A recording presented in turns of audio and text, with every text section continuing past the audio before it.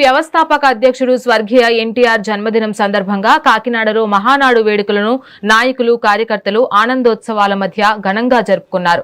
ఈ కార్యక్రమంలో ఎమ్మెల్యే కొండబాబు పాల్గొన్నారు. రాష్ట్ర రాజకీయాల్లో ఢిల్లీ నేతల జోక్యానికి వ్యతిరేకంగా పోరాడి తెలుగువారి ఆత్మగౌరవాన్ని కాపాడిన ఏకైక ఘనత ఎన్టీఆర్కే దక్కుతుందని ఎమ్మెల్యే కొనియాడారు. రానున్న రోజుల్లో దేశం నలుమూలలా తెలుగుదేశం పార్టీ తన ప్రభావాన్ని చాటుతుందని ధీమా వ్యక్తం చేశారు.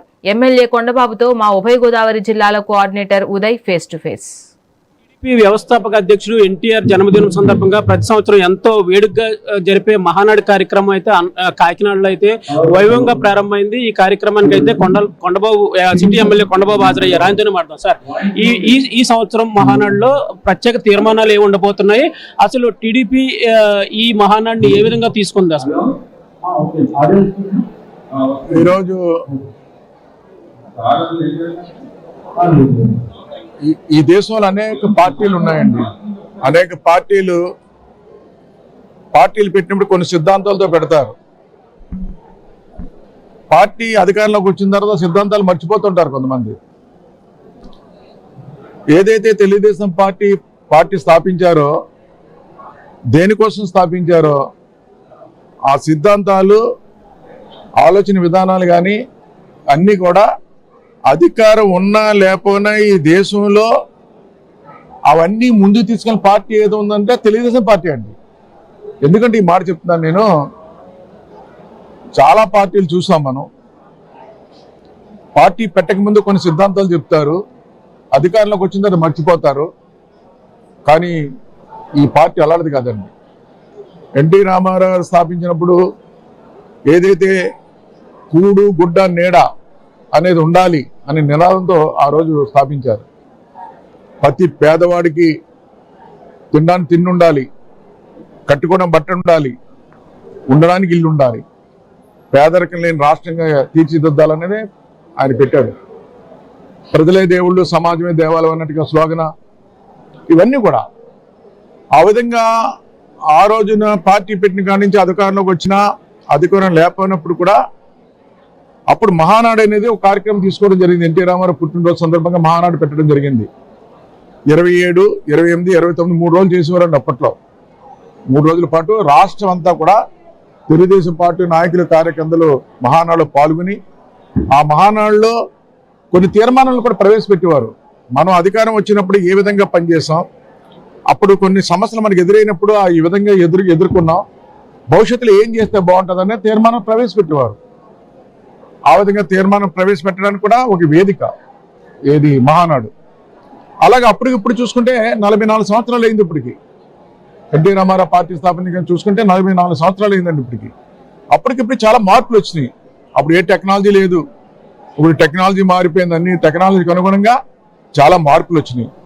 ఆ మార్పులను కూడా అందిపుచ్చుకుంటూ వెళ్తుంది తెలుగుదేశం పార్టీ. ఈరోజు చంద్రబాబు నాయుడు ముఖ్యమంత్రి అయిన తర్వాత, అంతకుముందు ఎన్టీ రామారావు ముఖ్యమంత్రి ఉండేవారు, అప్పుడు పరిపాలన వేరు. మళ్ళీ తర్వాత చాలా మార్పులు వచ్చినాయి. చంద్రబాబు ముఖ్యమంత్రి అయ్యారు, ఇప్పుడు 4వ ఆయన ముఖ్యమంత్రిగా పనిచేస్తున్నారు. 44 సంవత్సరాలు అడుగుపెట్టాం. ఓ పక్కన చూస్తే మళ్ళీ కొత్త నాయకత్వం వచ్చింది. మళ్ళీ ఈ రోజున అప్పటికిప్పుడు చూసుకుంటే చాలా మంది కొత్త నాయకత్వం వచ్చింది. ఈ రోజున చూసుకున్నట్టయితే, అప్పటికిప్పుడు చూసుకున్నట్టయితే ఈరోజు ప్రత్యేకంగా ఈ మహానాడులో అయితే చూస్తున్నాం మనం. స్త్రీలకి ప్రత్యేక విధానం ఇవ్వాలని చెప్పి గతంలోనే ఇచ్చారు. గతంలో కూడా స్త్రీలకు గౌరవం ఇచ్చింది తెలుగుదేశం పార్టీ అనండి. ఆ రోజు ఎన్టీ రామారావు పార్టీ స్థాపించినప్పుడు అండి, మహిళలకు కూడా సమాన హక్కు ఉండాలని చెప్పి ప్రవేశపెట్టింది ఆయనే. ఆస్తిలో సమాన హక్కు ఉండాలి, మగవాళ్ళకి ఎంత ఆస్తి ఇస్తున్నామో అలాగే ఆడబిడ్డకు కూడా అంతే ఆస్తి ఉండాలని చెప్పి ప్రవేశపెట్టాడు. అదేవిధంగా మహిళలకు రిజర్వేషన్ కూడా ఉండాలి, రాజకీయాల్లో కూడా రిజర్వేషన్ ఉండాలి.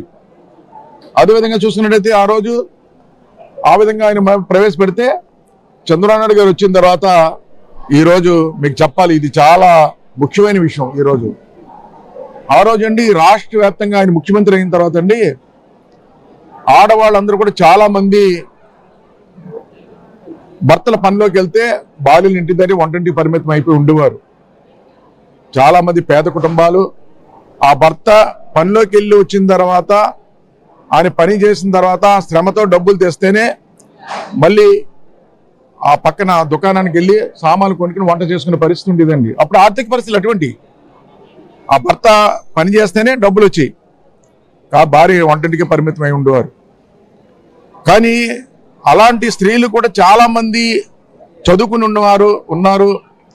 అదేవిధంగా ఆర్థికంగా సాయం చేస్తే చిన్న చిన్న వ్యాపారాలు చేసుకోగలరు. కానీ ఆర్థిక సాయం లేదు కాబట్టి వీళ్ళ గురించి ఏదో ఒకటి ఆలోచన చేయాలని చెప్పి ముఖ్యమంత్రి గారు ఆ రోజున చంద్రబాబు నాయుడు గారు డ్వాక్రా గ్రూపులు పెట్టించారండి. ఆయనే పెట్టించారు.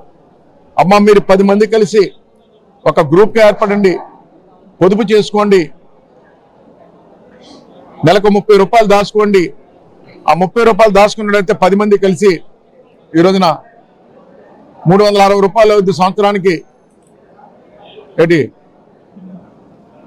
నెలలకి 360 రూపాయలు అవుద్ది. ఆ బ్యాంక్ ద్వారా లోన్ ఇప్పిస్తాను, ఆ లోన్ మీద మీరు ఆధారపడి చిన్న చిన్న వ్యాపారాలు చేసుకోవచ్చని ఆ రోజు ప్రవేశపెట్టారండి డ్వాక్రా గ్రూపులు. ఆ డ్వాక్రా గ్రూపులు కూడా పెట్టినప్పుడు కూడా చాలా మంది ముందుకు వచ్చేవారు కదండి. అప్పుడు నేను 99లో ఎమ్మెల్యే ఉన్నాను. ఈ విషయం చెప్పాలి అందరికీ, ఈ రాష్ట్ర ప్రజలకి తెలియాలి. అమ్మ డ్వాక్రా గ్రూపులు చేసుకోమంటే కూడా కొంతమంది ముందుకు వచ్చేవారు, కొంతమంది వచ్చేవారు ముందుకి. ఆ రోజు అండి పరిస్థితులు అండి, రాష్ట్రంలో పరిస్థితులు చెప్పాలి మీకు. ఎవరికైనా చిన్న వ్యాపారం చేసుకోవాలన్నా పేదవాడు అప్పు చేసుకునే పరిస్థితి ఉండేదండి. 110 రూపాయలు ఉండేదండి. కాబోలప్పులో ఉండేవారు, బ్యాగ్లో సంకలో బ్యాగ్ వేసుకుని అప్పులు ఇచ్చేవారండి. అప్పులు ఇచ్చండి మళ్ళీ వసూలుకి తిరిగేవారు. రోజు కూడా ఎలా ఇచ్చేవారంటే పనిలోకి వెళ్ళి వచ్చిన తర్వాత అందులోంచి కొంత డబ్బులు ఇచ్చేవారు. అలాంటి పరిస్థితులు అండి ఆ రోజున. 110 రూపాయలండి. కాబోలప్పులలో అనేవారు వాళ్ళని, కాబోలప్పులలో అనేవారు. అలాగ అప్పులు ఇచ్చేవారు, బ్యాగులు వేసుకుని తిరిగారండి అన్ని వీధుల్లో కూడా కాబోలప్పులలో. అలాంటి పరిస్థితులు ఉండి అప్పుడు చాలా మట్టికి ఈ రోజున డ్వాక్రా గ్రూపులు పెట్టిన తర్వాత అండి వాళ్ళే కాళ్ళ మీద నిలబడే పరిస్థితులు వచ్చినాయండి. డ్వాక్రా గ్రూపులు పెట్టిన తర్వాత ఈరోజు అలాంటి డ్వాక్రా గ్రూపులకండి ఆ రోజండి 10 మందికి కలిసి ఒక్కొక్కరికి 1000 రూపాయలు ఇస్తే సంబరం చేసుకున్నారండి. ఆ రోజు దాచుకున్న వాళ్ళకి 10 మందికి 1000 రూపాయలు ఇస్తే బాబు 1000 రూపాయలు ఇచ్చింది ప్రభుత్వం అని చెప్పేసి. అందుకు కాబట్టి పార్టీ ఏ నిర్ణయం తీసుకున్నా దానికి కట్టుబడి మేము ఉంటాం, లోకేష్ గారు ఉంటారు, అందరూ ఉంటారని మీ ద్వారా తెలియజేస్తున్నాం. తెలుగువాడి ఆత్మనినాదంతో తెలుగుదేశం పార్టీ పెట్టిన ఎన్టీఆర్ రాకముందు అయితే ఢిల్లీ నేతలు అయితే రాష్ట్రాన్ని శాసించేవారు, ఇక్కడ రాష్ట్ర ముఖ్యమంత్రులను కీలుబొమ్మలుగా ఆడించేవారు. ఈ ఎన్టీఆర్ ముఖ్యమంత్రి అయిన తర్వాత సొంతంగా నిర్ణయాలు తీసుకోవడం ప్రారంభమైంది. ఈ తెలుగుదేశం పార్టీ మరింత అభివృద్ధిగా ముందుకెళ్తుంది. అలాగే ఎన్నో అభివృద్ధి కార్యక్రమాలు అప్పటి నుంచి ఇప్పటి వరకు చేపట్టాము.